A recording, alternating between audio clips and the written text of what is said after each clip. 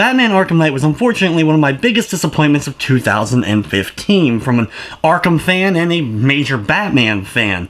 From the lackluster story, the absence of major villains and boss encounters, way too much emphasis on the Batmobile, and let's not even look at the PC release of the game. There was also a lot of complaints before the game even came out about the $50 season pass, and now 6 months removed from the initial launch, the PC version has now been scrapped and actually people have been refunded for it, but for the console gamers, it's time to get our hands on the final DLC that came along with that $50 season pass. The individually $10 priced Season of Infamy finally adds some new villains and some much needed more content to Arkham Knight. But is it enough to save the main game, and is there enough here to warrant the $10 price tag?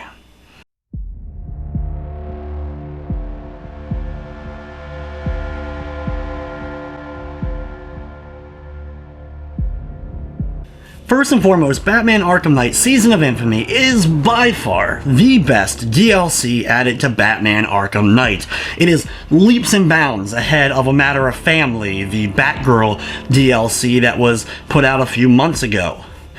The Season of Infamy adds 4 new story encounters with major Batman villains, Mr. Freeze, Mad Hatter, Killer Croc, and Ra's al Ghul. Each one of them has their own story arcs that branches up into like 3 or 4 major goals in each, and it breaks up the different various gameplay that you experienced in the main Arkham Knight campaign.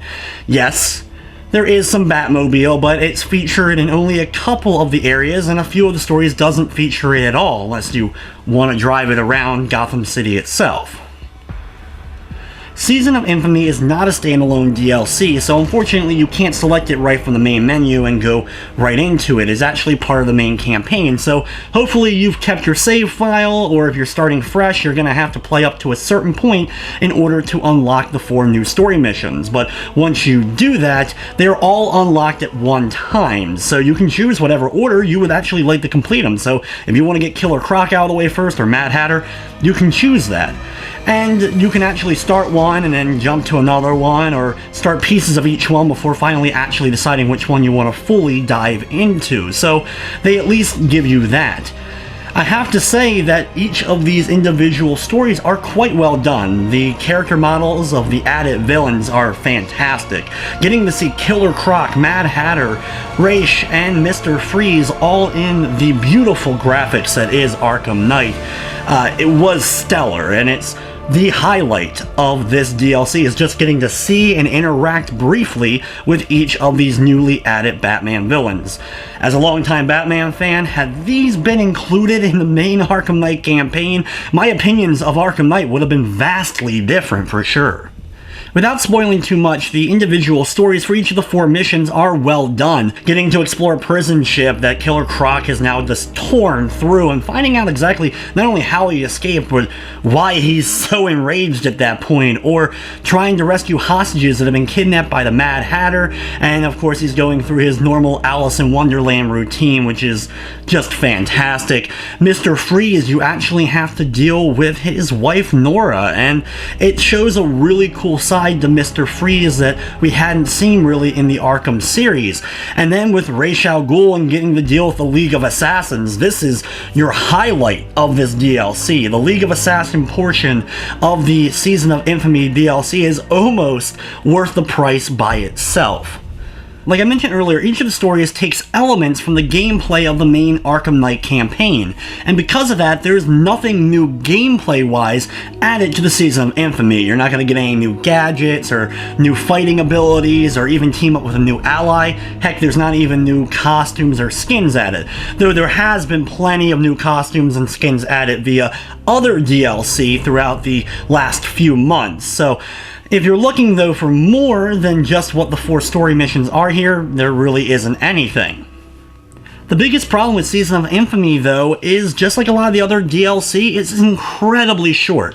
I will say that it's longer than the other previous DLC that have been released, but even with that said, each of the story missions added only took me about a half hour, maybe even less. In fact, my total combined playtime was less than 2 hours after completing all 4 of the story missions.